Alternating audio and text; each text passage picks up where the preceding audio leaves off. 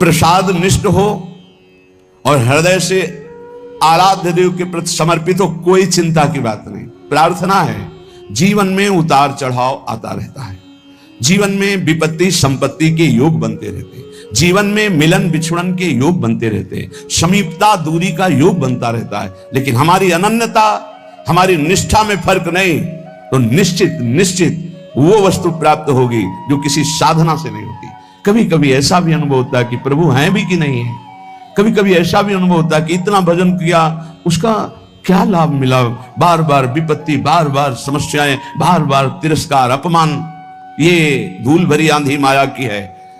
आंखें तुम्हारी देखने में समर्थ नहीं हो पाएंगी धूल भरी माया में, पर आंख मूंद कर विश्वास करो, कोई तुम्हें अपनी भुजाओं में भरे हुए है, तुम्हें धूल भरी आंधी नहीं ले जा पाएगी। तुम इष्ट की कृपा पात्र हो, इसलिए धैर्य पूर्वक जैसी आज्ञा आचार्य की, शास्त्र की, गुरुजनों की, आंख मूंद के करो, मंगल होगा। विचार करने की जरूरत नहीं, गुरुजनों की आज्ञा पर विचार नहीं किया जाता, बिना ही विचार करी शुभ जानी। तो जो हमारे आचार्य कह रहे, इष्ट निष्ठा, प्रसाद निष्ठा, नाम निष्ठा, धाम निष्ठा, ये सब परम पद प्रदान करने वाले हैं। कल चर्चा में आखिरी में कहा, तुम्हें विश्वास है कि तुम्हें भगवत प्राप्ति होगी? तो पहली बार में कम, फिर दूसरी बार में ज्यादा, फिर काफी लोग नहीं थे जो अंदर से उत्साह पूर्वक बोल सके। इसका चिंतन हुआ हमें कि क्यों नहीं बोल पा रहे, क्योंकि उनको अपना चरित्र दिखाई देता है, उनको अपना बल दिखाई देता है, उनको प्रभु के चरित्र, प्रभु का बल नहीं दिखाई देता। अपने बल से, अपने चरित्र से कोई महान नहीं हो सकता। आप समझ लीजिए, अगर कोई महान हुआ है तो उनके चरित्र गायन से हुआ है, उनके चरित्र चिंतन से और उनके बल से हुआ है। भाई मेरी बात समझो, मेरे बल से वृंदावन रानी, जिनकी चरण कृपाते पाई, इस बात को समझो। आप में बल नहीं है, आप ऐसे पावन नहीं है कि प्रिया प्रीतम का स्पर्श कर सके, लेकिन उनका पावन प्रसाद, उनका पावन चरित्र, उनका पावन धाम, उनका पावन नाम, उनकी पावन उपासना हमको प्राप्त हो गई। हमें उधर देखना है, उधर उनकी कृपा, तभी तुम गर्व से कहोगे हाँ हमें भगवत प्राप्ति होगी।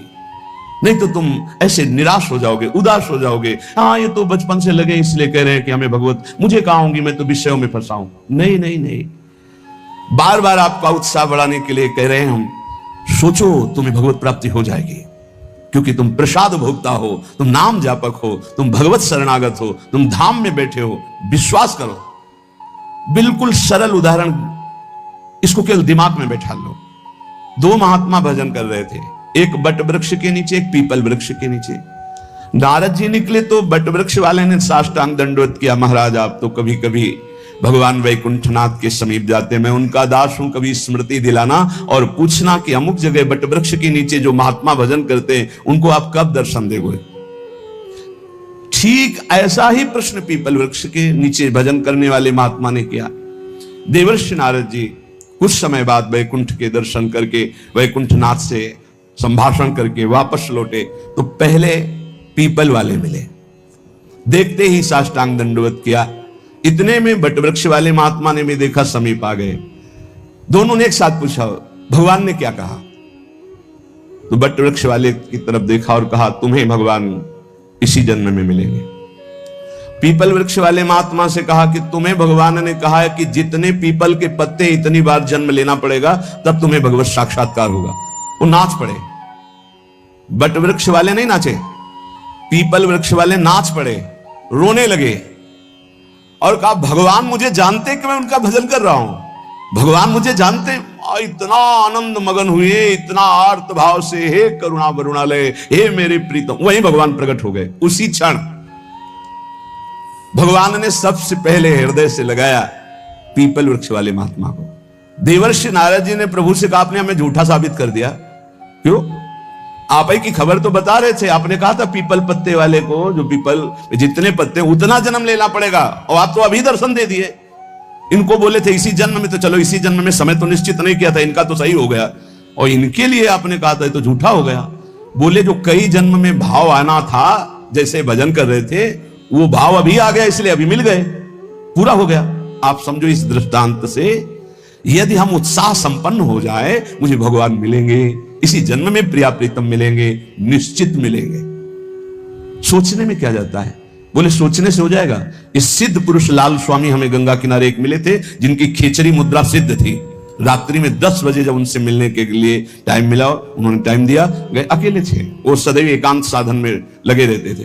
कुछ चर्चा हुई तब उन्होंने कहा, बेटा नई अवस्था थी, जैसा बनना है वैसा सोचो, जैसा सोचोगे वैसा बन जाओगे। इस सूत्र डायरी में लिखा हुआ है। अगर आप सोचोगे ना मुझे प्रियालाल मिलेंगे मिलेंगे, प्रियालाल मिलेंगे, पक्का मिलेंगे। इसलिए रोज उत्साह बढ़ाता हूं आपका। आप सोचिए कि आपको प्रभु मिलेंगे।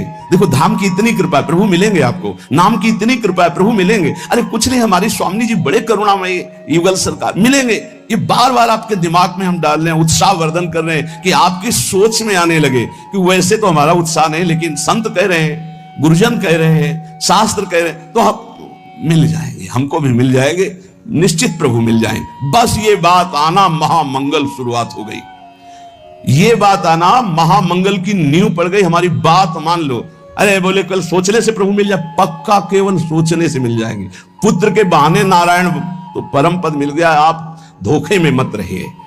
प्रिया प्रीतम का नाम, प्रिया प्रीतम का धाम, प्रिया प्रीतम का रूप, प्रिया प्रीतम की लीला, ये निश्चित भगवत प्राप्ति कराती है। श्रीपाद प्रबोधानंद जी महाराज कह रहे, बहुत ध्यान से सुनना तो तुम्हें और पुष्टता हो जाएगी हमारी बात जो अभी कही।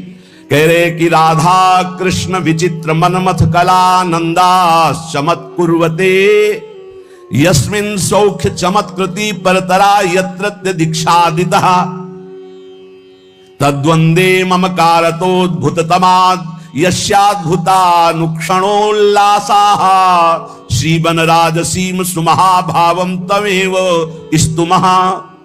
ये वृंदावन धाम श्री श्यामा श्याम की